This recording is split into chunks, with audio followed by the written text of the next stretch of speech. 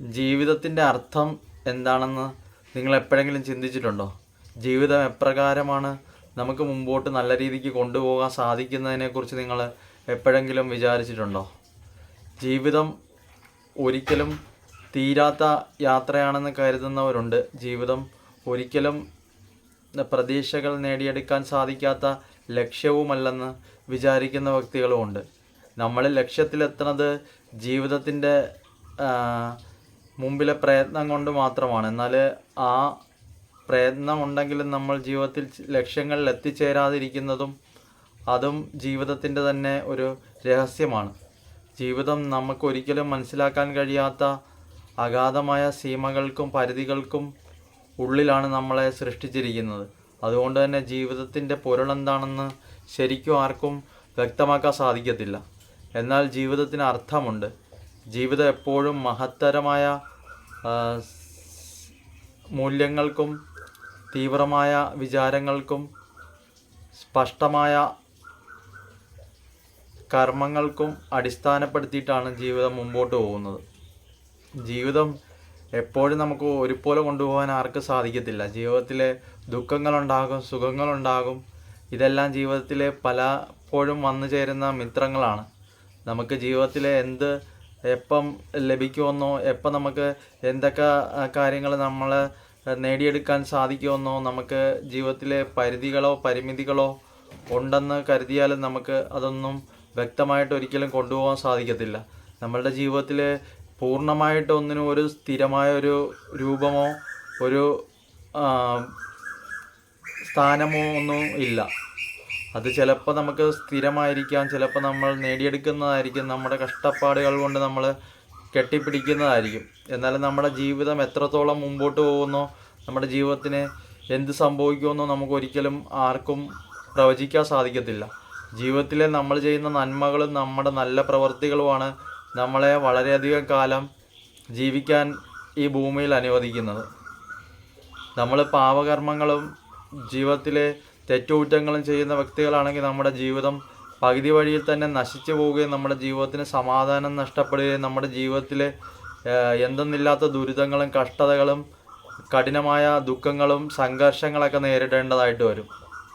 നമ്മൾ ജീവിതത്തിൽ ഇപ്പോൾ ഒരാളെ കുറ്റപ്പെടുത്തുന്നു, നമ്മൾ മാനസികമായ ഒരാളെ ബുദ്ധിമുട്ടിക്കുന്നു.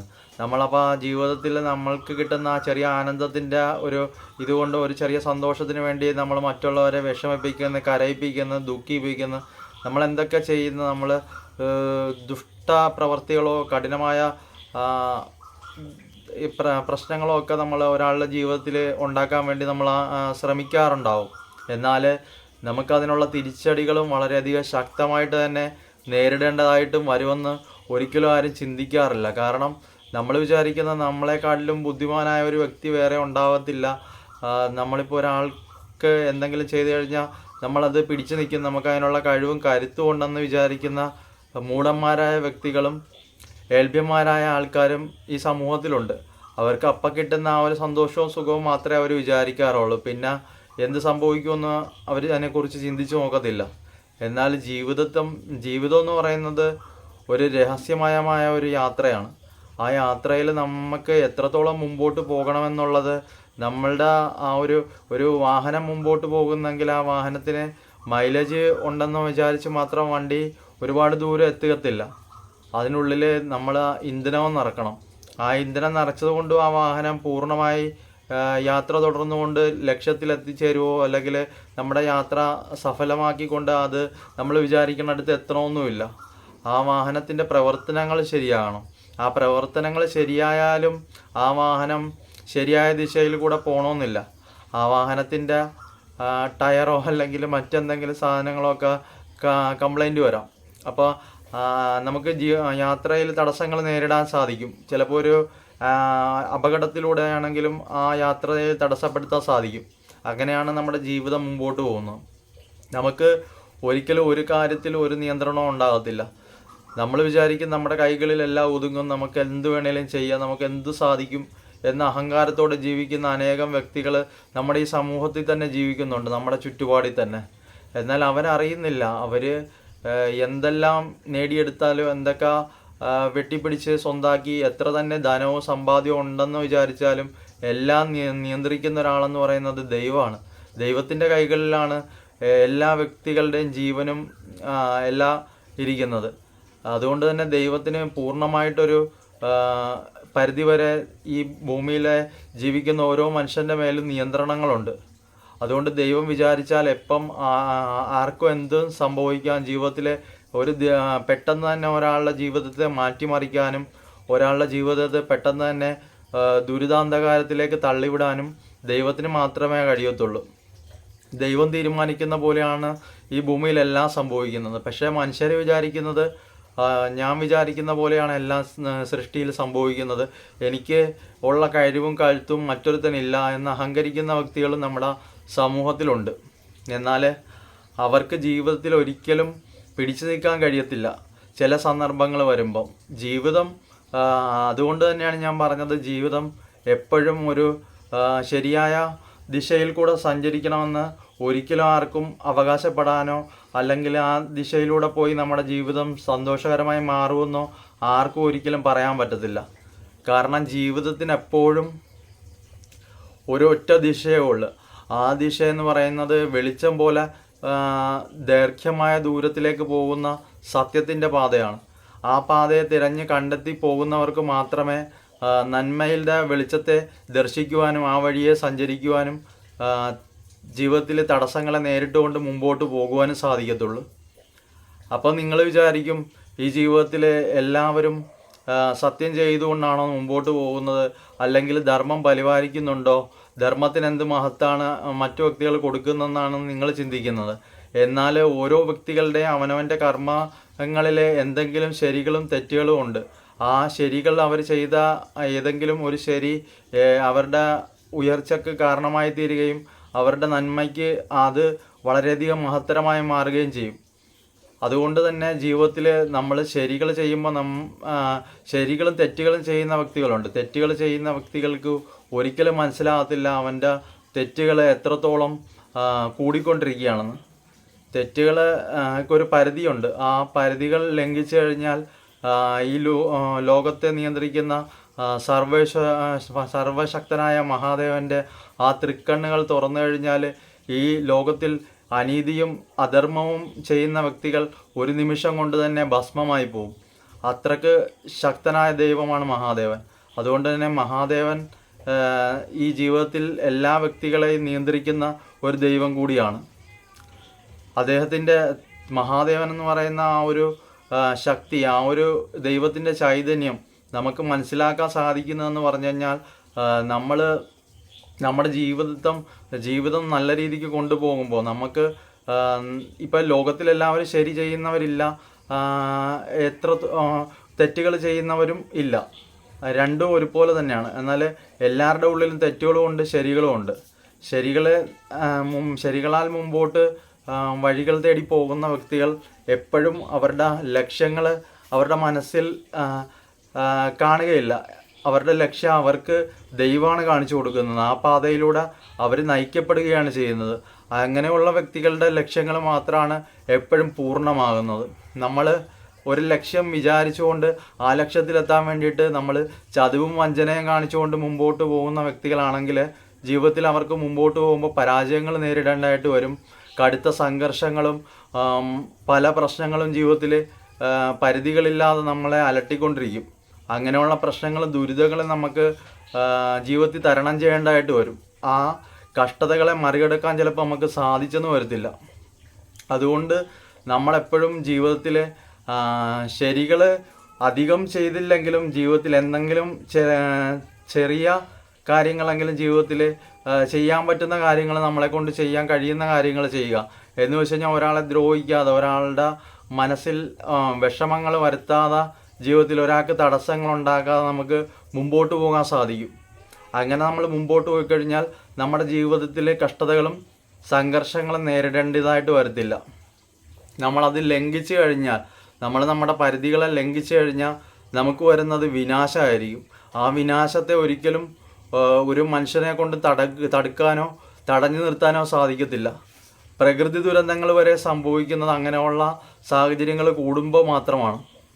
ജീവിതത്തിൽ മനുഷ്യനെ നിയന്ത്രിക്കാൻ പറ്റുന്നത് ഈ വാഹനത്തെയും അല്ലെങ്കിൽ ജീവിതത്തിൽ പഠിച്ചു വെക്കുന്ന അറിവുകൾ കൊണ്ട് പ്രവർത്തിപ്പിക്കുന്ന യന്ത്രങ്ങളെയും മാത്രമാണ്.